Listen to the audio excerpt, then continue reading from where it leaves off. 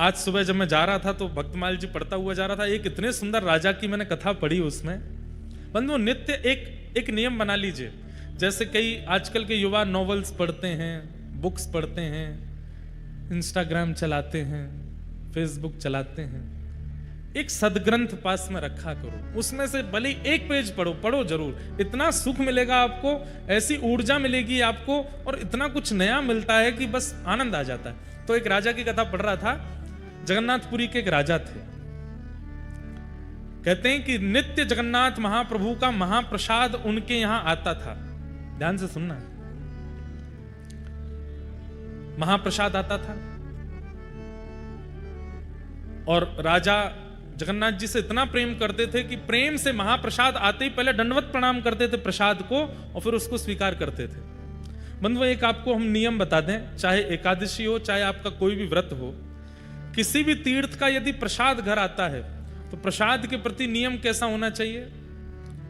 मान लीजिए कि कोई प्रसाद लेके आया, कहीं का भी प्रसाद लेकर के जैसे ही आवे, सबसे पहले तो प्रसाद को प्रणाम करो, और प्रणाम करके तुरंत, चाहे आपके लाख करोड़ काम चल रहे हैं, सबसे पहले प्रसाद का डिब्बा खोल करके थोड़ा ही सही लेकर के अपने मुख में डाल लीजिए। चाहे एकादशी है, चाहे कुछ है, उसके प्रति अन्न बुद्धि मत रखो, उसको पाओ तुरंत।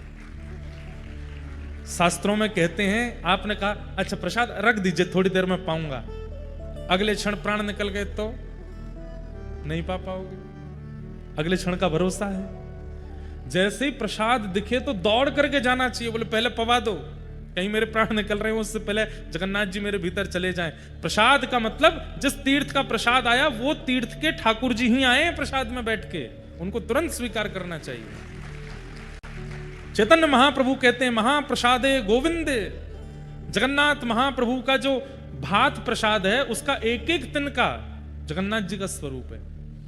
तो राजा का नित्य नियम था, जैसे प्रसाद आता तो प्रणाम करते, उसको पाते और फिर अपने क्रिया में लगते। लेकिन आज वो अपने एक मित्र के साथ में चौसर खेल रहे थे, और चौसर में ऐसी बाजी चल रही थी कि अब अगली बाजी में पता चल जाएगा कि राजा हार रहा है कि जीत रहा है। तो राजा को तो अपनी जीत प्यारी, तो पासा मल रहे थे। उसी समय महाप्रसाद आया। जैसे ही महाप्रसाद आया तो पंडित जी रोज आते महाप्रसाद लेकर के, राजन जगन्नाथ महाप्रभु का महाप्रसाद आया।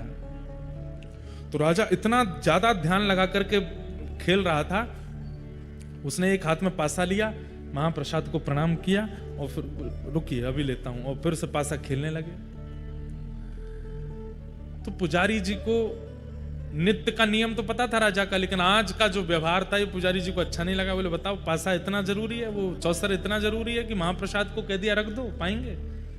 थोड़ी देर तो पुजारी जी वहां खड़े रहे, लेकिन राजा हंस हंस करके खेल रहा था, इतना मगन था उसमें। पुजारी जी प्रसाद वापस ले गए अपने साथ। जब खेल पूरा हुआ, राजा जीत गया, हंसा, उठ करके अपने मित्र को हृदय से लगा, आज तो बड़ा आनंद आया खेल में, बड़ा बढ़िया। थोड़ी देर बातचीत हुई, मित्र जब चले गए तो राजा ने तुरंत पूछा, वो महाप्रसाद आया था कहाँ है? तो सैनिकों ने बताया। पंडित जी खड़े रहे थोड़ी देर, पता नहीं, फिर ले गए अपने साथ। राजा दौड़ करके गए पंडित जी के पास, बोले आज आप महाप्रसाद वापस क्यों ले आए? तो पंडित जी की आंखें लाल पड़ी थी, बोले कि राजन ये महाप्रसाद कोई अन्न नहीं है, कोई दाल भात नहीं है, कोई सामग्री नहीं है, साक्षात जगन्नाथ जी हैं। और जगन्नाथ जी किसी के द्वार पर आते हैं, और जिसके द्वार पर गए हैं वो दूसरे कार्य में व्यस्त है। जगन्नाथ जी किसी के यहाँ ऐसे खड़े होकर के प्रतीक्षा नहीं करेंगे, इसलिए मैं उनको वापस ले आया। तुमने अपराध किया। तो राजा को इतना आत्मग्लानि हुई, अपराध बोध हुआ कि मैंने ऐसा क्यों किया। तो राजा ने, अब 2-3 दिन हो गए प्रसाद पावे नहीं, सोवे नहीं, उसको आत्मग्लानि हो रही है।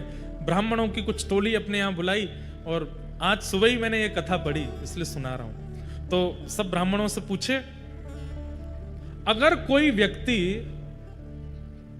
द्वार पर खड़े ठाकुर जी का अपमान कर दे, अपना नाम नहीं लिया, ये राजा का विवेक देखो, अपना नाम बोलूंगा तो ये लोग अच्छा बात बताएंगे। जैसे कोई व्यक्ति कह दे मेरे से भैया ये अपराध हो गया, तो सामने वाला ये तो कहेगा कोई बात नहीं भैया, सब हो जाता है, ठीक है, सब गंगा जी स्नान कर लो, हो गया सब ठीक, ये प्रायश्चित करा लो, संतों को भोजन करा दो, ब्राह्मण भोजन करा दो।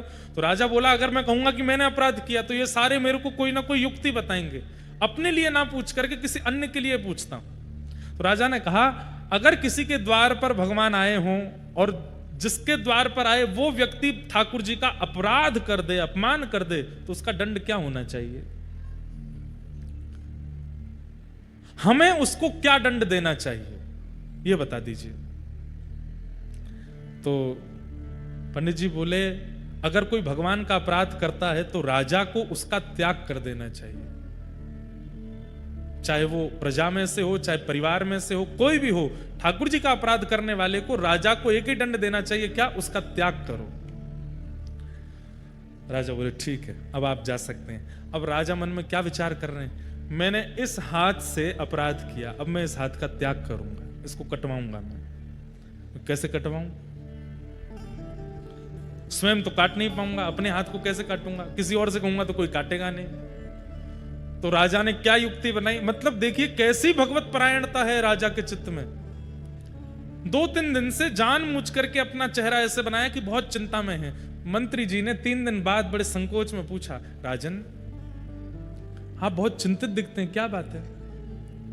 तो राजा ने कहा, मंत्री जी मैं तुम्हें बता रहा हूं, तुम किसी को मत बताना। बोले हाँ बताओ। रात में एक प्रेत मेरे कक्ष में आता है और उसका रूप स्वरूप नहीं दिखता, तो वो हल्ला करता है और खिड़की में से केवल अपना हाथ मुझे दिखाता है, और उसको देख करके मैं बहुत चिंतित होता हूं, भयभीत होता हूं, सामने आता नहीं है। उसकी मुझे बड़ी चिंता हो रही है, वो क्या करना चाह रहा है मैं समझ नहीं पा रहा। मंत्री बोले, आप इतनी सी बात, आप चिंता मत करिए। बोले तो हमारी कुल देवी हैं, उनका खड़ग मैं लेकर के आऊंगा, उस खड़ग की नित्य पूजा होती है, और उस खड़ग को लेकर के मैं आपके कक्ष में सो जाऊंगा। आज रात में जैसे ही वो प्रेत अपना हाथ दिखाएगा मैं उसका हाथ काट दूंगा। राजा बोले हाँ ठीक है, तुम ये काम कर देना। मंत्री जी नीचे सो गए। राजा चुपचाप उठ करके गए, बाहर जाकर के खिड़की में से हल्ला करके जैसे ही अपना हाथ अंदर किया, मंत्री जी ने खड़ग उठा करके हाथ काट दिया। रक्त की पिचकारी निकलने लगी, लेकिन राजा तो प्रेमाश्रुओं से रो रहा था, आनंद कर रहा था। मंत्री जी ने उठ करके देखा, बोले अरे ये कोई प्रेत नहीं है, तो हमारे राजा साहब हैं। चरणों में गिर गया, बोले भगवान आपने ऐसा क्यों किया? तो बोले इस हाथ ने ठाकुर जी के प्रसाद का अपराध किया, इस हाथ का मैं कैसे अपने पास रख सकता हूं, इसलिए इसका त्याग करना था, इसलिए मैंने कटवा दिया। महाप्रभु जगन्नाथ मंदिर में खड़े खड़े व्याकुल हो गए राजा की इस दशा पर। तुरंत अपने पुजारी जी को कहा कि सुनो, अभी इसी वक्त उस राजा को लेकर के आओ। राजा के पास गए तो हाथ कटा हुआ है, मल्लम पट्टी लगा रखी थी। मंत्री बोले ठाकुर जी ने स्वप्नादेश किया है, आपको बुलाया मंदिर में। ठाकुर जी के सामने गए तो महाप्रभु जगन्नाथ जी अपनी ब्रह्म वेदी पर ऐसे झूम रहे थे। राजा बोले नाथ, आज मुझे लगता है कि मेरी सेवा पूर्ण हो गई। बोले क्यों? जैसे मेरे महाप्रभु के हाथ हैं, आज मेरा हाथ भी वैसा ही हो गया है। आपकी भुजा नहीं है, मेरी भी भुजा नहीं है, मैं भी वैसा ही हो गया हूं। लेकिन नाथ मैं आपको प्रणाम करता हूं। जैसे ही ठाकुर जी के सामने दंडवत किया, राजा का वह हाथ पुनः प्रकट हो गया। ठाकुर जी बोले मैं तुमसे बहुत प्रसन्न हूं, तुम्हारी इस भगवत परायणता पर मैं इतना प्रसन्न हूं, आज के बाद ऐसा कुछ मत करना, क्योंकि तुम्हारे चित्त में जो प्रेम मेरे प्रति है वो अद्भुत है। देह का चिंतन यदि व्यक्ति करता है तो धर्माधिकारी माना जा सकता है, लेकिन जब व्यक्ति अपने चित्त का चिंतन करता है और वो चित्त के कल्याण की भावना में सदा लगा रहता है, वही व्यक्ति परम धर्माधिकारी माना जाता है। और श्रीमद् भागवत यही करती है कि धर्म से उठा करके अब परम धर्म की ओर ले जाती है। यह भागवत का विषय है। कथा सुनने वाला व्यक्ति देहाभिमान से उठ जाता है और उसको चिंता होती है कि मेरे चित्त का कल्याण होना है, मेरी आत्मा का कल्याण होना, और उसके कल्याण के लिए मुझे कुछ करना पड़ेगा। भागवत का विषय। दूसरी बात, भागवत का अधिकारी कौन है? परम धर्म के मार्ग पर चलने के लिए कौन सा ऐसा व्यवहार है जो आपको अपने चित्त में लाना पड़ेगा? बहुत ध्यान से सुनना। चित्त में काम है, क्रोध है, लोभ है, आदि आदि दोष हैं, आलस्य है, क्रोध है, मोह है, रहने दो, कोई बात नहीं। इन सबके सहित भी आप परमाधिकारी बन सकते हो, लेकिन एक दोष ऐसा है, वो अगर आपके चित्त में है तो आप परम धर्म के मार्ग पर कभी नहीं आ पाओगे। मतलब परम धर्म मतलब भक्ति के पथ पर आप कभी नहीं आ पाओगे अगर ये दोष आपके अंदर है तो। कौन सा दोष? निर्मत सराणाम सताम, दूसरे की उपलब्धि से ईर्ष्या होना। ईर्ष्या का दोष यदि किसी के चित्त में है, वो ठाकुर जी का अधिकारी नहीं बन पाता। बंधुओं देखिए, काम, क्रोध, लोभ, अभिनिवेश, अहंता, ममता, चिंता आदि आदि जो दोष हैं, इन सब का पता हमको लगता रहता है और दूसरों से हम इस बात को शेयर भी कर लेते हैं कि मेरे अंदर क्रोध बहुत है, मेरे अंदर काम बहुत है, मेरे अंदर ये दोष बहुत है। लेकिन ईर्ष्या का दोष जो होता है, इसको हम सबसे छुपाते हैं। यहां पर बैठे हर व्यक्ति को किसी से ईर्ष्या होती है। उसकी बात होती है तो आप विचलित हो जाते हैं, उसकी बात मत करो मेरे सामने। उसके बारे में कुछ अच्छा सुन लेते हैं, अरे यार तुम क्या जानो, उसकी सच्चाई तो मुझे पता है, वो तो ऐसा है, वो तो ऐसा है, वो तो ऐसा है, 10 बातें बुरी बोल देते हैं। ये ईर्ष्या का जो दोष है ना, अगर ये आपके चित्त में है तो आप चाहे कितना भी नाम कर लो, कितना भी भजन कर लो, कितनी भी कथा सुन लो, कितना भी आप नियम कर लो, ठाकुर जी आपको कभी नहीं मिलेंगे।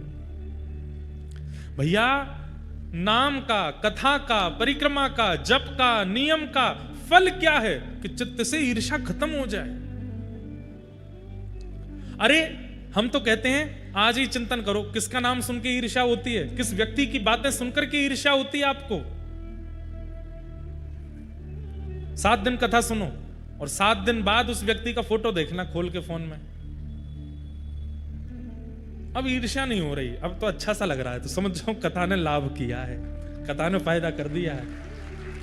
वो व्यक्ति सामने आकर के खड़ा हो जाए और आपके मन में आए यार जीवन भर में इसके अंदर दोष ही दिखता रहा, लेकिन इसमें भी दोष नहीं है, गुण ही है। समझाओ कथा, समझो कथा लगी आपको।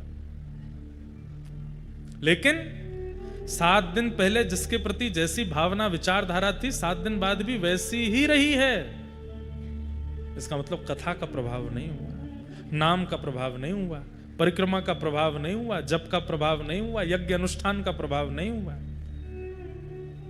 हर कथा, हर परिक्रमा, हर दर्शन, जितनी बार नाथ द्वारा जाओ उतनी बार आपके अंदर परिवर्तन होना चाहिए, उतनी बार आप बदले बदले आने चाहिए लौट करके। तो आपका जाना अच्छा है, साल नहीं तो हफ्ता में 3 बार जाओ, कोई फायदा नहीं। वही बात है कि डॉक्टर के पास हर हफ्ते, हर महीने में 1 बार चेकअप कराने जाते हैं, पर ना तो कचौड़ी छोड़ रहे हैं, ना घी छोड़ रहे हैं, ना मलाई छोड़ रहे हैं, ना शुगर छोड़ रहे हैं, चकाचक पा रहे हैं धुआंधार। और फिर डॉक्टर को जाकर कह रहे हैं आंखों के आगे काला काला हो जाता, कुछ करो ठीक हो जाऊं मैं। डॉक्टर कहेगा तुम ये नियम तो करते नहीं। भाई डॉक्टर के पास जाओगे तो फिर उसके बाद में कुछ परिवर्तन आना चाहिए ना, और वो परिवर्तन कैसे आएगा? श्रीनाथ जी के पास जाकर के कह दिया करो, हे श्रीनाथ जी हमारे कोटा में एक व्यक्ति रहता है, उससे मुझे बड़ी ईर्ष्या होती है, आप कृपा कर दो अब के मैं लौट करके जाऊं, उससे मुझे ईर्ष्या ना हो, उससे मुझे प्रेम हो जाए। अपने ईर्ष्यावान व्यक्ति के प्रति प्रेम की भिक्षा ठाकुर जी से मांगो, उससे मुझे प्रेम हो जाए ठाकुर जी, मैं उसके बारे में कभी गलत ना सोचूं। मेरे अंदर क्रोध बहुत बढ़ता जा रहा है, श्री जी बाबा कृपा करो मेरा क्रोध समाप्त कर दो, मुझे किसी की बात बुरी ना लगा करे, मैं सबसे अच्छे से रहा करूं, ऐसे कृपा कर दो। मेरे अंदर द्वेष बहुत आ गया है, मैं द्वेष का शिकार हो गया हूं, हे नाथ जी मुझे कृपा करो। आप ठाकुर जी के सामने जाकर के बोलेंगे, लौट करके जब आएंगे तो 0.1% ही सही पहले से दोष घटेगा। और दोष का घटना, दोष का समाप्त होना, यही कथा, कीर्तन, दर्शन, परिक्रमा का फल है। जिस दिन दोष शून्य हो जाएंगे उसी दिन ठाकुर जी मिल जाएंगे। ठाकुर जी ने देख लियो कि अब चकाचक है गो, अब बढ़िया है गयो है, अब प्रिय हो गया है, अब इसके अंदर कोई दोष नहीं है, ठाकुर जी मिल जाएंगे।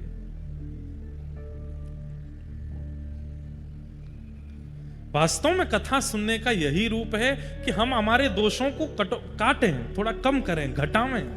7 दिन के बाद भी कुछ नहीं बदला, वैसे कि वैसे ही रहे। पैसा अलग खर्च हुआ, समय अलग बर्बाद हुआ, मिला कुछ भी नहीं। इसलिए परिवर्तन की भावना से कथा सुना कीजिए। हम कथा कहते हैं, मैं अपनी प्रशंसा के रूप में नहीं कह रहा हूं, हर कथा में एक चीज से आगे निकल जाता हूं। मेरे को पता है कि मेरे अंदर दोष क्या है, ये दोष हैं, ये कमियां हैं, ये सब मुझे पता है। हर व्यक्ति को अपनी कमियां पता होती हैं। हर कथा में विचार करके बैठता हूं कि इस कथा में ये दोष का नाश करना है, इस कथा में ये कमी से थोड़ा ऊपर बढ़ना है। और नाश की बहुत बात की है, थोड़ा ठीक करें, थोड़े से ही आगे बढ़ा जाता है। अपने आप एक दिन देखेंगे कि सारे दोष नष्ट हो गए। अच्छा, सर्व दोष विमुक्त हो गए, इसका क्या प्रमाण है? अब आपके अंदर कोई दोष नहीं बचा, इसका प्रमाण क्या है? दीनता। जिस दिन झुकने लग जाओ, जिस दिन दीनता चित्त में आ जाए, जिस दिन सरलता चित्त में आ जाए, जिस दिन कम बोलने का मन हो, मुख पर एक मधुर सी प्रसन्नता रहती है, बस सुनने की इच्छा होती है, ना ज्यादा किसी को समझाना, ना ज्यादा किसी से बोलना, ना ज्यादा किसी से मतलब रखना, बस अपने चित्त से आनंदित रहना, प्रसन्न चित्त होकर के विचरण करना और अत्यंत दीन होना। सामने कोई आ जाए, देख जरा सा भी बड़ा व्यक्ति है, उसी को प्रणाम कर लेते हैं, उसी के सामने झुक जाते हैं, उसी को वंदन कर लेते हैं, समझ जाओ दोष विमुक्त हो रहे हो। कथा यही करती है। निर्मत सराणाम सताम। तो इसलिए अगर आपके अंदर ईर्ष्या है, सबसे पहले उसी की चिकित्सा करो। काम बाद में, क्रोध बाद में, लोभ बाद में, आलस्य बाद में, मोह बाद में, सब बाद में, पहले ईर्ष्या की चिकित्सा हो। ईर्ष्या इतना बड़ा पत्थर है, नाली में ब्लॉकेज हो गया, क्यों? भीतर कुछ भारी फंसा हुआ है, डंडा डाल करके उसको निकाल दो, सारा पानी अपने आप चला जाता है, जितनी गंदगी है सब अपने आप चली जाती है। अब आप क्या कर रहे हैं? नाली फंस गई है, अच्छा बहुत दुर्गंध आ रही है, क्या करो? परफ्यूम डाल दो। अब परफ्यूम डाल दोगे 5 मिनट के लिए सुगंधी रहेगी, उसके बाद फिर दुर्गंध आएगी। अब भी दुर्गंध आ रही है, अब क्या करें? इसमें तीर्थों का जल मिला दो। अरे भाई, बढ़िया डंडा लेकर के आओ, नाली के भीतर डालो, कुछ फंसा है उसको निकालो, सारा पानी निकल जाएगा, अपने आप स्वच्छ हो जाएगा। ठीक वैसे ही हम में अत्यंत दोष हैं, और वो अत्यंत दोष कभी कभी हमको ही पीड़ा देने लगते हैं। तो हमको लगता है कि यार काम बहुत है, क्रोध बहुत है, मोह बहुत है, आलस्य बहुत है, ये सारे अवगुण मेरे अंदर बहुत हैं, अब मैं क्रोध को कम करूंगा, अब मैं लोभ को कम करूंगा। अरे भले आदमी, ईर्ष्या है भीतर, पहले उसको निकालो। ईर्ष्या रूपी पत्थर जैसे ही निकलेगा, जमा हुआ जितना भी गंदगी है, जमा हुआ जितना भी जल है, दुर्गंध है, धीरे धीरे सब समाप्त हो जाएगा। ईर्ष्या का नाश करो। व्यक्ति क्या करता है? काम पर वर्कआउट कर लेता है, क्रोध पर वर्कआउट कर लेता है, पर ईर्ष्या को रहने देता है। इसलिए बार बार बार बार बार बार दोष जन्म लेते रहते हैं। भागवत जी ने पहले ही आज्ञा कर दी कि ईर्ष्या दोष को नष्ट करो। वैद्यम वास्तवमत्र वस्तु शिवदम तापत्रयोन्मूलनम। वैद्यम वास्तवमत्र वस्तु शिवदम। श्रीमद् भागवत क्या कराती हैं? कृष्ण से संबंध कराती हैं। ठाकुर जी कोई अपने लगने लगते हैं, ठाकुर जी से एक नाता लगने लगता है। कथा सुनने के बाद में कई लोगों को ऐसा होता है कि मंदिर जाते हैं ना, आंखों में अपने आप पानी आ जाता है, ठाकुर जी को देखेंगे अपने आप नेत्र सजल हो जाते हैं। ऐसा जिसके साथ भी होता है, ठाकुर जी को देख के, धाम में जाकर के, वैष्णव को देख करके, कथा में आकर के, या भगवत संबंधी किसी भी चर्चा को सुनकर के नेत्र सजल होते हैं, उसके लिए ये पंक्तियां हैं। क्या? कई जन्मों से बुला रहे हो, कोई तो नाता जरूर होगा, नजरों से नजरें मिला न पाऊं, मेरी नजर का कसूर हो। मीराबाई पूर्व जन्म में माधवी नाम की गोपी हैं। जब मीरा बनकर के आई मेड़ता में, बचपन से उनकी स्थिति ऐसी, कथा में जाती हैं रोती हैं, संतों को देखती हैं रोने लगती हैं, ठाकुर जी का विग्रह देखती हैं तो रोने लगती हैं। उनके घर वाले पूछते हैं मीरा तू रोती क्यों? बोले मुझे ही नहीं पता, इनको देख के रोना आता है बस। क्यों? क्योंकि हम नहीं समझ पाते हैं, पर ठाकुर जी से हमारा पूर्व का कोई नाता है, कोई संबंध है। हम या तो पूर्व जन्म में ठाकुर जी के बहुत अति सामीप्यवर्ती कुछ रहे हैं, ठाकुर जी के सखा रहे होंगे, ठाकुर जी की कोई गोपी रहे होंगे, और नहीं तो गैया रहे होंगे, ठाकुर जी की आसपास घूमने वाली कुछ चैंटी रहे होंगे, ठाकुर जी को देखा होगा, इसलिए अब उनकी लीला, चर्चा, गुण ये सब सुनकर के भावुकता होती है चित्त में। क्योंकि हमारा शरीर नहीं जानता, आत्मा तो एक ही रहती है ना, वही चैंटी के अंदर थी, वही गैया के अंदर थी, वही ग्वाल बालों के अंदर थी, और वही आज शरीर के अंदर है। आत्मा थोड़ी बदलती है, उसको पता है कि मेरा इनसे संबंध है। तुम ही तो मेरे माता पिता, तुम ही तो मेरे बंधु सखा हो, गाइए। तुम ही तो मेरे माता पिता, तुम ही तो मेरे बंधु सखा हो। कितने रिश्ते तुम संग मेरे, कोई तो नाता जरूर होगा। कितने रिश्ते तुम संग जोड़े, कोई तो नाता जरूर होगा। कई जन्मों से बुला रहे हो, कोई तो नाता जरूर होगा। कई जन्मों से बुला रहे हैं, कोई तो नाता जरूर। एक राजा थे, उनका नाम था कुलशेखर। क्या नाम था? कुलशेखर। उनका नियम था कि वो राम कथा सुनते थे नित्य, पर राम कथा में सीता जी का हरण का प्रसंग जब भी आता था कथा में, उनकी आंखें लाल पड़ जाती थी, मुख लाल पड़ जाता था, और तलवार अपनी ढूंढने लगते थे, धनुष बाण कहाँ हैं ढूंढने लगते थे। तो पंडित जी समझ गए कि भाई इनके सामने सीता हरण की कथा नहीं कहनी है। तो पूरी राम कथा होती, लेकिन रावण ने सीता जी का हरण किया ये नहीं बोलते थे। वो उसके बदले कुछ बोल देते थे, सीता जी भटक गई, खो गई, लंका पहुंच गई, ऐसे कुछ कह देते थे। एक बार पंडित जी बीमार पड़ गए, उन्होंने अपना बेटा भेजा, बोले तुम कथा सुनाया और राजा को। अब उसको नहीं पता था कि इनके सामने रावण ने सीता जी का हरण किया, ये सुनाना नहीं है। वो तो आंख बंद करके सुनाता चला गया। बोले कि महाराज राम जी तो वन में मृग के पीछे दौड़े, दूर से राम स्वर सुनाई दिया तो लक्ष्मण जी भी दौड़े, लक्ष्मण रेखा बना करके चले गए। इतने में ही लंकापति रावण एक ऋषि का रूप धारण करके आया, भिक्षा मांगने लगा। जैसे ही सीता जी भिक्षा देने आई, हाथ पकड़ करके उसने तुरंत अपने पुष्पक अपने विमान में बिठाया, ले जा करके लंका में उनको बंदी बना लिया। पूरी कथा सुना दी महाराज। राजा के तो आंखें लाल, मुख लाल, हाथ लाल, सब लाल पड़ गए। आज पहली बार उसने सुना था ये प्रसंग कि रावण ने सीता जी का हरण किया। उठ करके कहने लगा, व्यास जी ये रावण कहां रहता है? व्यास जी घबरा गए, लंका में। लंका कहां है? दक्षिण भारत में। तुरंत अपने सेनापति को बुलाया, अपने सब, अब कलिकाल में, और बोला इसी वक्त हमारी जितनी सेना है सबको तैनात करो, सबको धनुष बाण आदि सहित तैयार कर दो और निकल पड़ो दक्षिण की ओर। तो सेनापति पूछने लगे चढ़ाई कहां करनी है? वो लंका के ऊपर। सीता जी का हरण करके ले गया है रावण, उसका वध करके आएंगे। अब वो पंडित जी घबराए, बोल अरे महाराज वो तो, पंडित जी आप बैठे रहो, आपकी दक्षिणा मिलेगी पूरी पूरी, पहले सीता जी को लेके आऊं मैं। कहते हैं कोसों दूर तक तो कुलशेखर राजा अपनी सेना लेकर के चला गया। अंत तो गत्वा सेनापति आदि बोले कि इतना धन खर्च होगा, इतनी सेना लेकर के जाना, इनके भोजन प्रसादी के प्रबंध करना, और लंका में रावण वावण कोई है ही नहीं है, और ये महाराज जी लेके जा रहे हैं पूरी सेना, और उनका क्रोध बिल्कुल कम नहीं हो रहा है। रात भर योजना बनाते हैं, लंका का नक्शा कैसा है, हम कैसे प्रवेश करेंगे भीतर, समुद्र पार कैसे करना है, सारी योजनाएं बनाते हैं मंत्रियों के साथ। मंत्री घबराते हैं, बोले कि ये भगवान ही इनका क्या होगा। रात भर मंत्रियों ने बैठ के राम जी से प्रार्थना करी, हे राघव जी अब आप ही हमें बचाओ।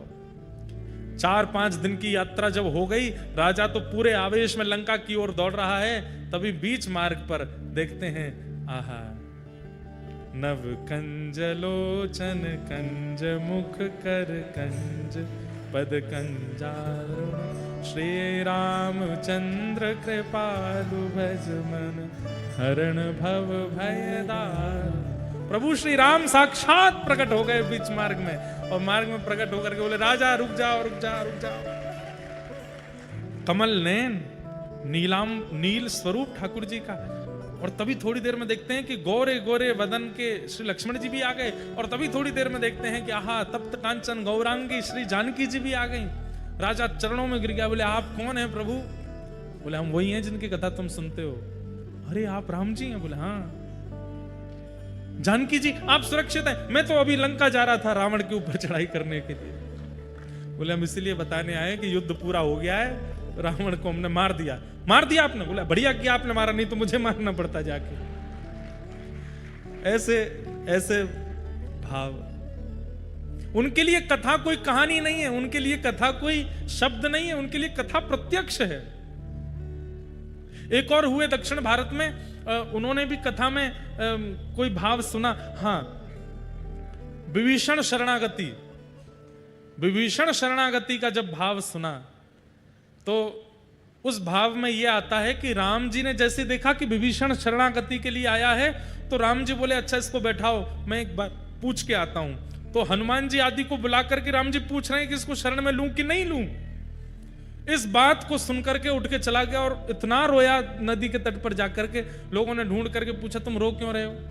बोले मैं तो ये सोच रहा हूं, रावण की लंका नगरी में रहने वाला, राम में जीवन जीने वाला विभीषण वो शरण में आता है तो राम जी पूछने जाते हैं। हम तो बड़े अभागे हैं, हम अगर शरण में जाएंगे तो राम जी तो जाने कितनी लंबी मीटिंग करेंगे कि इसको लूं कि नहीं लूं। जो इतना विचार करते हैं शरणागतों को शरण में लेने से पहले, उनकी शरणागति हमको कैसे मिलेगी?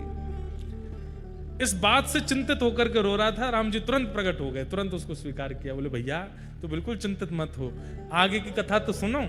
आगे कथा में जाकर के सुना तो क्या सुना कि सबने मना किया कि विभीषण को स्वीकार मत करो।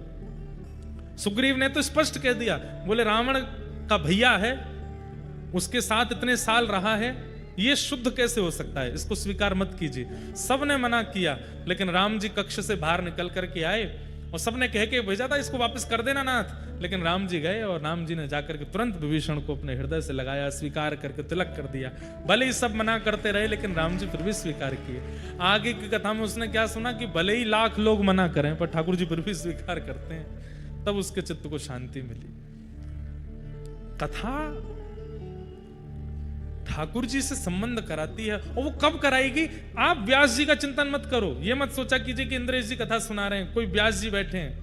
आप तो केवल चिंतन किया करो, शब्द सुनकर के एक छवि देखो और उस छवि में सब अनुभव करो। यहां से अब व्यास जी ने कहा घोड़े पर बैठे हैं तो घोड़ा कैसा है, वो मार्ग कैसा है, वहां पहाड़ हैं, कुछ नदियां हैं। चिंतन करते हुए कथा सुना कीजिए। चिंतन करते करते करते करते ऐसा होगा कि एक दिन पंडाल नहीं दिखेगा, व्यास जी नहीं दिखेंगे, प्रत्यक्ष ठाकुर जी का ही अनुभव हो जाएगा। हम आपको अपनी सत्य बात बोल रहे हैं, हम कथा सोच करके नहीं बोलते। हमें आप लोग दिखते ही नहीं है, हमें लीला ही दिखती रहती है। अब यहाँ ये हो रहा है, अब यहाँ ऐसे हो रहा है, अब यहाँ ऐसे हो रहा है, और जो जो हमें दिखता है हम बोलते रहते हैं। अभी ऐसा नहीं है कि पंडाल नहीं दिख रहा, आप दिख ही नहीं रहे हमको, ऐसा नहीं, पर मतलब चिंतन आता रहता है, कुछ ना कुछ भाव आते रहते हैं। अब जैसे कुलशेखर राजा आ गए, वो बोले मेरी कथा सुना दो। अब उससे पहले कोई और राजा आ गए, उनकी कथा सुनाई। श्रीनाथ जी बोले मेरी कथा सुनाओ, मीराबाई बोली मेरा पद सुनाओ। ऐसे चिंतन आते रहते हैं, और ये केवल हमारे साथ नहीं होता, ये आपके साथ भी होगा। लेकिन उसके लिए करना क्या पड़ेगा? व्यास का चिंतन मत करो, व्यास की वाणी सुनकर के जो लीला चल रही है उसका अनुसरण करो, अनुभव होने लगेगा। वैद्यम वास्तव मत्र वस्तु शिवदम, ठाकुर जी से संबंध कराती है श्रीमद् भागवत की कथा। तापत्रयोन्मूलनम, तीनों तापों का उन्मूलन करती है। श्रीमद् भागवते महामुनि कृते किंबा परैरीश्वरः सद्यो हृदय वरुध्य तित्रकृत भी शुश्रूषुभिस्तच्छणात्। ठाकुर जी की कथा जिसको सुनने मात्र से चित्त में ठाकुर जी प्रकट हो जाते हैं, ऐसी कथा को हम प्रणाम करते हैं।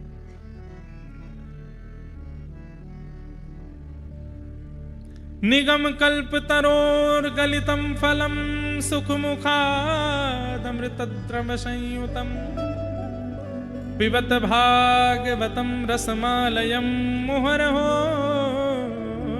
रसिका भुवि भावुका। कथा सुनने मात्र से चित्त में ठाकुर जी विराजमान हो जाते हैं, चित्त में आकर के बैठ जाते हैं। श्रीमद् भागवत में इस बात को स्पष्ट रूप से कह दिया गया। बंधुओं, इन 7 दिनों में ठाकुर जी चित्त में विराजमान तो हो जाएंगे, पर असली दिनचर्या मन में बसे मेरे चोर प्रभु। मेरे मन में चोर हैं, काम क्रोध लोभ मोह। मन में बसे मेरे चोर प्रभु, उनको निकालो। ये घर है प्रभु आपका, अधिकार जमा लो। मेरे प्रभु राधारमन, मेरा साथ निभाना। मेरे प्रभु राधारमन, मेरा साथ निभाना। ओ मेरे प्रभु राधारमन, मेरा साथ निभाना। मेरे प्रभु राधारमन, मेरा साथ निभाना। मन में बसे मेरे चोर प्रभु, मेरे मन में बहुत चोर हैं, उनको निकालो। क्यों? चोर कौन है? जो किसी अन्य की वस्तु पर अधिकार जमाता, उसको तो चोर कहते हैं। ये मन इस मन में काम का निवास नहीं होना चाहिए, क्रोध का निवास नहीं होना चाहिए, आदि आदि ये दोषों का निवास नहीं, ये सब तो चोर हैं। इस मन पर वास्तविक अधिकार किसका है? ये घर है प्रभु आपका, अधिकार जमा लो। मेरे प्रभु राधारमन, मेरा साथ निभाना। मेरे प्रभु राधारमन, मेरा साथ निभाना।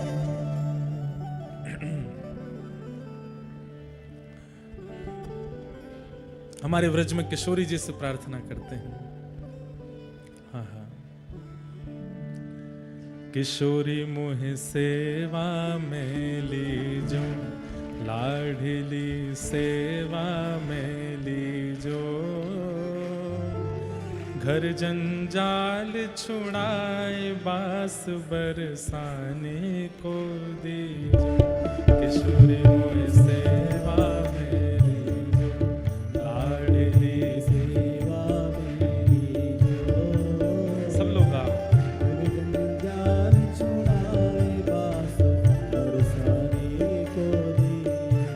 किशोरी मोहे सेवा में लीजो, लाडली सेवा में लीजो। घर जंजाल छुड़ाए, बास बरसाने को लीजो। किशोरी मोहे सेवा में लीजो, लाडली सेवा में लीजो। घर जंजाल छुड़ाए, बास बरसाने। और क्या मांगते हैं ब्रज के रसिक जन? पड़ी रहूं मैं द्वार तिहारे, रसिकन दर्शन पाऊं।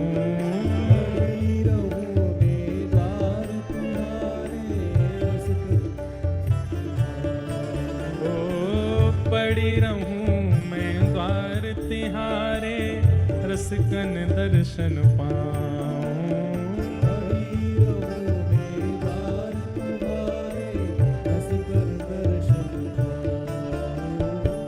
भगतन की रज धूल मिले तो अपने शीश चढ़ाऊं। भगतन की रज धूल मिले तो अपने शीश चढ़ाऊं। ओ भगतन की रज धूल मिले तो अपने शीश चढ़ाऊं।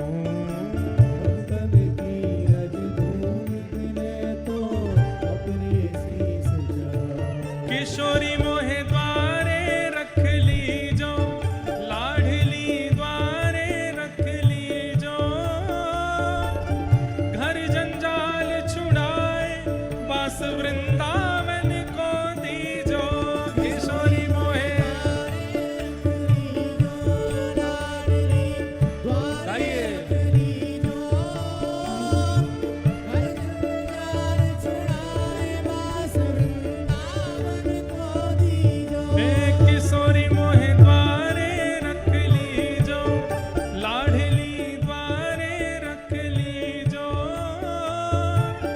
जग जंजाल छुड़ाए वास वृंदावन को दीजो।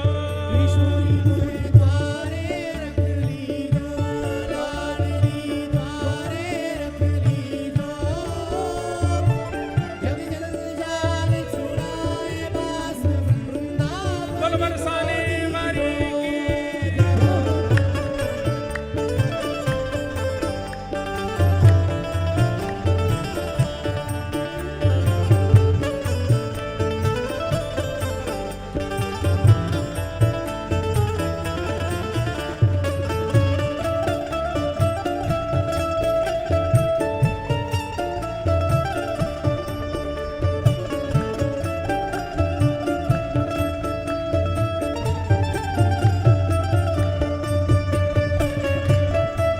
श्रीनाथ प्यारे की, श्री राधा रमण लाल की।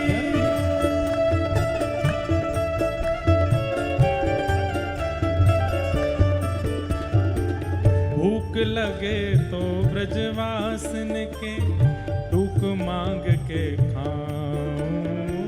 भूख लगे तो ब्रजवासिन के भूख मांग के खाऊं।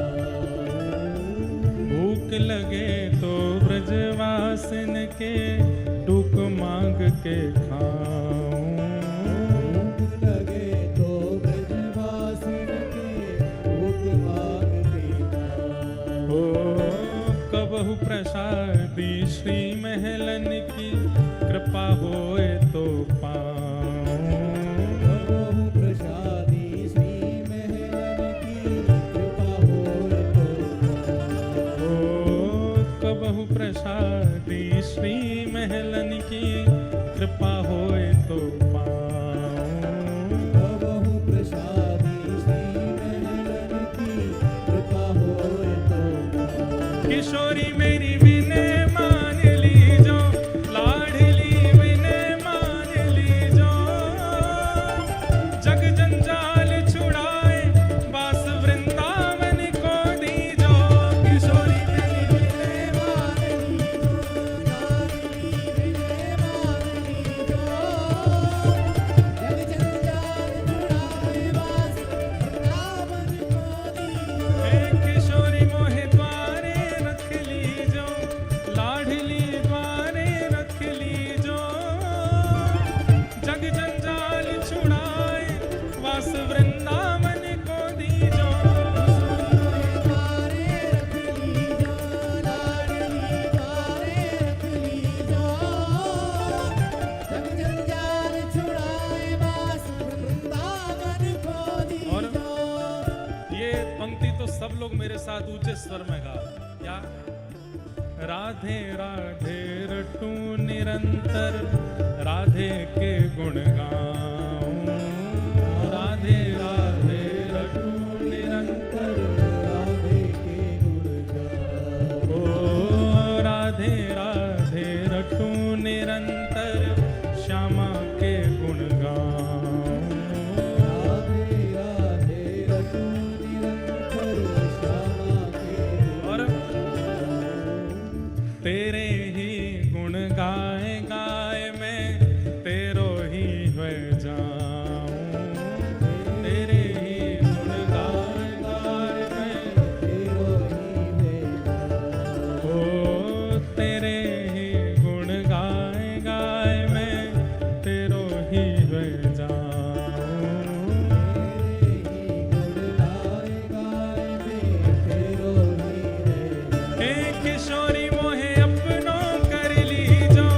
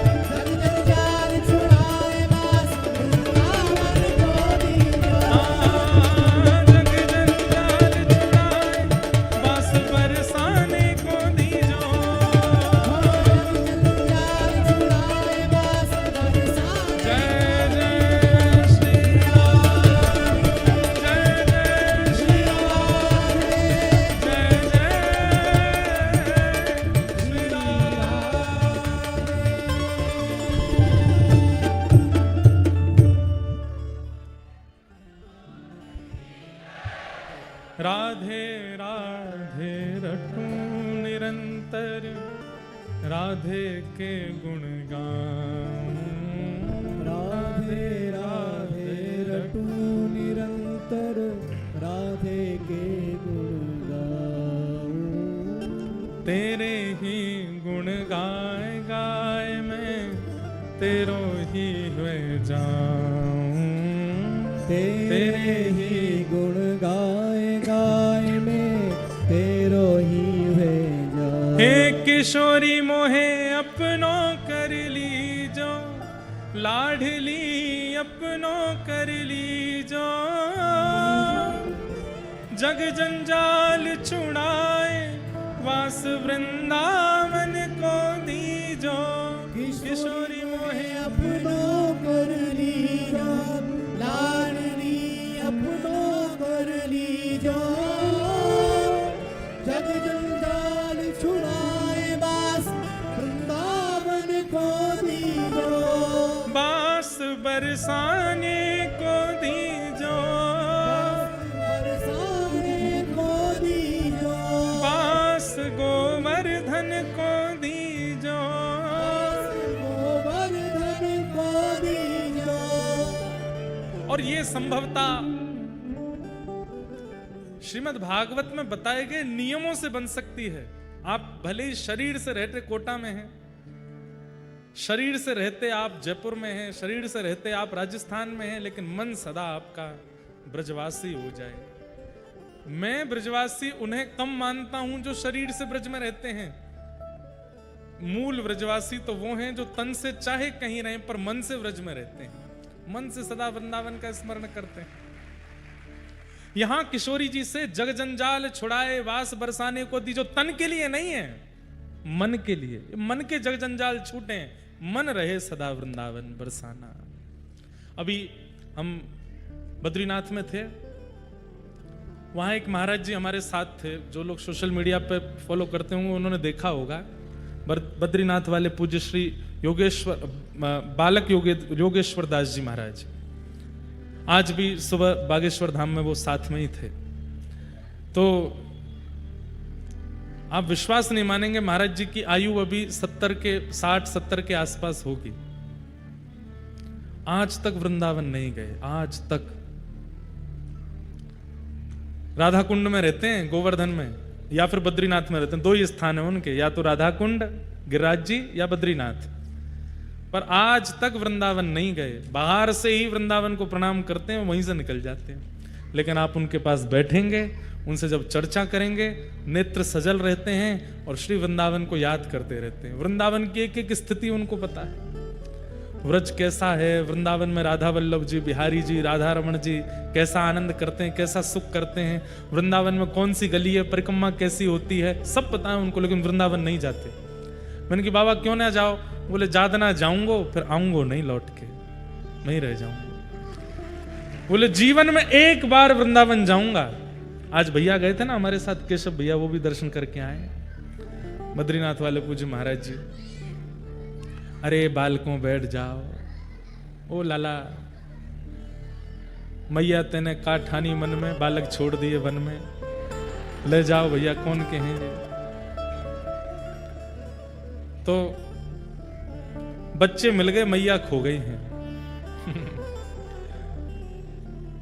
हाँ ले जाओ, 2-3 लोग उठा के ले जाओ, एक प्लेग्राउंड बनवा दो बगल में। तो क्या बता रहा था मैं? हाँ, तो पूज्य महाराज जी बड़े छुपे रहते हैं, ज्यादा प्रचार में नहीं रहते, पर उनसे आप जब भी वृंदावन की चर्चा करोगे नेत्र सजल हो जाते हैं उनके। और उन्होंने नियम बना लिया है, बोले कि एक ही बार जाऊंगा वृंदावन, और जाऊंगा तो फिर लौट करके नहीं आऊंगा। मतलब कहने का अभिप्राय है कि वृंदावन में ही विलीन हो जाऊंगा, फिर वहां से निकलूंगा नहीं बाहर। और प्रतीक्षा कर रहे हैं, बोले कि बस कौन सा दिन आ जाए। अभी कुछ दिन पहले मेरे को फोन किए, बोले महाराज जी केली कुंज वाले प्रेमानंद जी महाराज जी को बोल दीजिए ना, उनकी संसार को बहुत जरूरत है, किडनी की हम व्यवस्था करा दें, हम अपनी दे देंगे, वो रहें, श्री जी आज्ञा करें। श्री जी बात करती हैं, श्री जी कह रही हैं। मैंने महाराज जी आप आ जाओ वृंदावन, एक दिन ले चलूंगा महाराज जी के पास, जब होऊंगा दर्शन करें आना। तो बोले, तो हंसने लगे, बोले हम तो वृंदावन आते नहीं हैं। हम तो वृंदावन जाते नहीं हैं। मैंने कि वो दिन कब आएगा? बोले कि बस जिस दिन आएगा वो अंतिम दिन ही होगा, जिस दिन हम वृंदावन जाएंगे। ऐसे अद्भुत महात्मा हैं। असली ब्रजवासी वो हैं, तन से भले ही वृंदावन नहीं जाते पर मन से पूरे समय वृंदावन में रहते हैं। भक्तिमती मीराबाई 52 वर्ष की आयु में वृंदावन गई। कितने वर्ष की आयु में? आधा जीवन व्यतीत करने के बाद। संख्या हो सकता है ऊपर नीचे होगी, पर मुझे इतना पता है कि अपनी युवावस्था के बाद भक्तिमती मीराबाई वृंदावन गई। वो तो सदा युवा ही थी, सदा बालिका जैसी ही लगती थी, तो संसार के विकार तो थे नहीं उनमें। इतने वर्षों तक वृंदावन नहीं गई, पर उनको जिसने देखा, उनको जिसने सुना, उनको जिसने अनुभव किया, मीराबाई जिसके सामने पहुंच गई, उसका वृंदावन वहीं प्रकट हो गया, जबकि स्वयं वृंदावन नहीं गई इतने वर्षों तक। इसका मतलब क्या है? व्रज वृंदावन स्थूल रूप में यहां से 7 घंटे की दूरी पर है, पर यदि व्यक्ति अपनी चित्त वृत्ति को ऐसा बना ले तो वह वृंदावन सचल बनकर के चित्त में आ जाता है। और फिर आसपास का औरा, उसके आसपास की स्थिति, उसकी विचारधारा, भावनाएं, चर्चाएं सब वृंदावन बन जाती और वृंदावन युक्त हो जाता है। तो किशोरी जी से यह प्रार्थना शरीर के लिए नहीं है कि जग जंजाल छुड़ाए वास वृंदावन को दीजो, वास बरसाने को दीजो। किशोरी जी से प्रार्थना है मन के जग जंजाल छूट जाएं। कई लोग तन से सब छोड़ देते हैं, तन से स्त्रियों को देखेंगे भी नहीं, पर मन में पता नहीं क्या क्या चलता रहता है। तन से ब्रह्मचारी बने घूमते हैं, पर मन में पता नहीं क्या क्या चलता है। तन से मौन रहेंगे, पर मन में एक मौनी बाबा है, 24 वर्षों से मौन, आज तक बोले नहीं, लेकिन उनके आसपास सेवक जब कुछ गलती कर देते हैं तो कागज पेन उठाते हैं और उसमें गाली लिखते हैं, और गाली लिख करके पर्चा पर और सेवक पढ़ता है, बोले ये तुझे ऐसे मौन का क्या फायदा? तन से हम बहुत कुछ छोड़ देते हैं, पर जग जंजाल मन में बहुत लगे, मन से छूटे। जग जंजाल छुड़ाए बास वृंदावन को दीजो, किशोरी मेरी विनय मान लीजो, लाडली विनय मान लीजो। जग जंजाल छुड़ाए बास बरसाने को दीजो। एक उड़िया बाबा संत हुए हमारे व्रज में, वो शरीर से कहीं भी रहते थे, पर उनसे पूछो बाबा ठीक हो आप?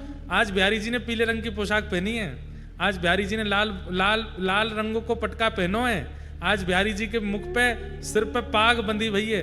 किलोमीटरों दूर बैठ करके बिहारी जी का दर्शन करते थे, राधा वल्लभ जी का दर्शन करते थे। सुबह बागेश्वर वाले महाराज जी और हम बैठे तो दोनों बात कर रहे थे। वो बता रहे थे, बोले भैया एक बार हम बद्रीनाथ वहां गए, केदारनाथ, तो बोले तब इतनी प्रसिद्धि नहीं थी, पैदल ही गए नीचे से। तो बोले बीच रास्ते में लगते हैं 1-1.5 दिन लग जाता है पहुंचने में ऊपर। तो बोले साथ में जो थे वो तो आगे निकल गए, मैं थोड़ा पीछे रह गया। तो एक महात्मा आए मेरे बगल में, मैंने कहा अच्छा फिर? वो महात्मा बोले थक गए होगे बालक, आओ चलो मेरी कुटिया पे बैठो। तो छोटी छोटी पगडंडी हैं केदारनाथ की, अब तो बढ़िया बन गई। बोले वो ले गए मुझे अपने मंदिर में, हनुमान जी का मंदिर। संत जनों से इसलिए मिलने में सुख मिलता है, उनसे ऐसी अद्भुत अद्भुत बातें, ऐसे अद्भुत अद्भुत चमत्कार, ऐसे चमत्कार नहीं कहेंगे, भगवत कृपा।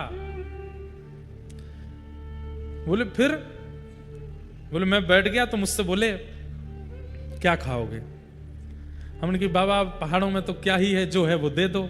नहीं नहीं तुम बताओ तुमको क्या खाना। अरे बाबा यहाँ पहाड़ में क्या मिलेगा, हमको तो कुछ नहीं खाना, आप जो दे दो सो ठीक है। बोले नहीं नहीं तुम बताओ ना तुमको क्या खाना। तो बोले भैया हमने बोल दिया छतरपुर में कचौड़ी वाला है, उसकी दही की कचौड़ी खानी है। बोले मैंने भी मजाक में बोल दिया। बाबा बोले रुको। भीतर गए, बोले भैया वो आज भी कचौड़ी देता, उस पर टोकन रख के देता है, ऊपर टोकन में संख्या लिखी रहती है। मैंने अच्छा। बोले बाबा गए मंदिर के भीतर से दोना लेके आए, वही कचौड़ी वही दही, उस पर टोकन और रखा था 101 नंबर का। और मुझे लाके बोले लो पाओ। बोले मैंने पाया वही स्वाद वही मैंने कही ये तो चमत्कारी सिद्ध बाबा है। बोले फिर हमने 5-6 चीजें मंगवा ली। बोले वहां की चाय पिला दो वहां का ये खिला दो। बोले मन में क्या आ गया कि भाई इनसे ये विद्या सीखनी है और इनके पास रहना। बोले फिर मैंने कहा बाबा मैं केदारनाथ दर्शन कर आऊं, लौट करके आता हूं, फिर बैठूंगा आपके पास। बोले हाँ जाओ दर्शन कर आओ बच्चा। बोले भैया हम दर्शन करने गए ऊपर, मन ही नहीं लगे। केदारनाथ भगवान दर्शन करके 1-1.5 दिन रुके। बोले तुरंत यूं लगे चलो बाबा के पास। बोले नीचे उतर के आया, गौरी कुंड आ गया, फाटा आ गया, लेकिन ना तो वो बाबा ना उनका मंदिर, कुछ भी नहीं। बोले अब उसके बाद हम आज तक 6-7 बार जा चुके, लेकिन वो ना तो वहां पे हनुमान जी का कोई मंदिर है, ना वो स्थान है, ना वो महात्मा है। मैंने महाराज जी जो आप बता रहे हैं इस हिसाब से तो महादेव ही होंगे। ऐसे ऐसे अनुभव होते हैं संतों को, ऋषियों को।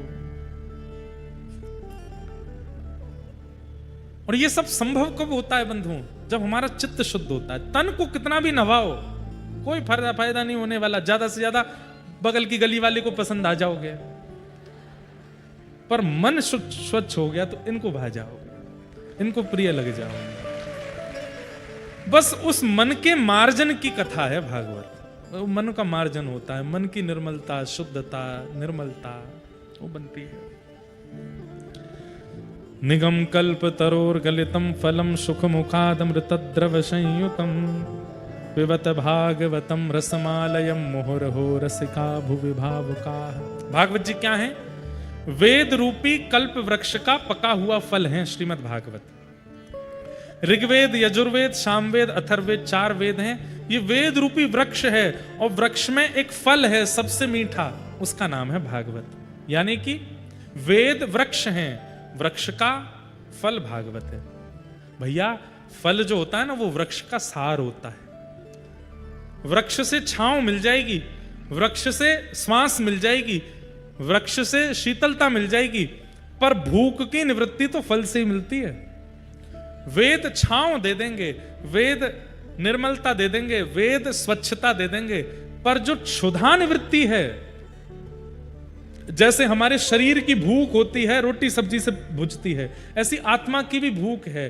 वो भूख, वो प्यास इनके दर्शन से ही मिटती है। सूरदास जी गाते हैं, हरि दर्शन की प्यासी अखियां, हरि दर्शन की प्यासी, देखो चाहत कमल नयन को, निस दिन रहत उदासी अखियां, हरि दर्शन की प्यासी।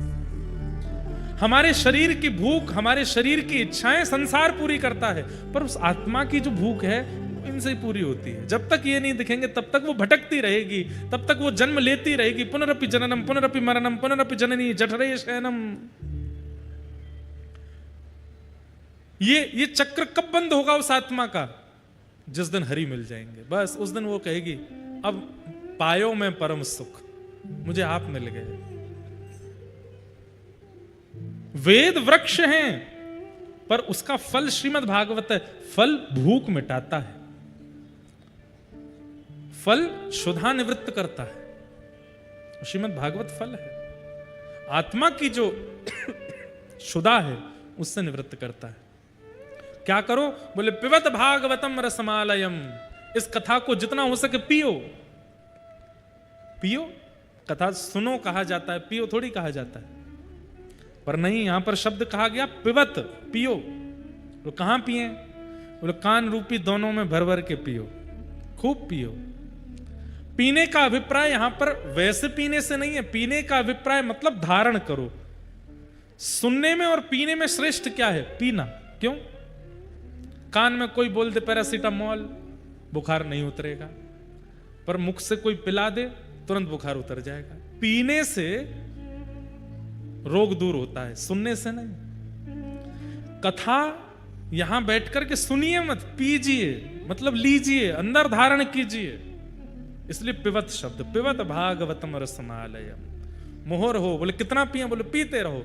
कोटा में पी रहे हैं। अब इसके बाद बोले जहां तुम्हारा, इसके बाद यहाँ कथा पूरी होगी, गुजरात में शुरू होगी ऊंझा, वहां आ जाओ, वहां पियो, वहां पूरी हो जाएगी। फिर लुधियाना में 2 दिन की है, वहां पियो, वहां पूरी हो जाएगी। फिर कटनी आ जाओ मध्य प्रदेश, वहां 3 दिन की, वहां पूरी होगी। फिर सागर आ जाओ, सागर में पूरी होगी। फिर बंबई में, बंबई आ जाओ।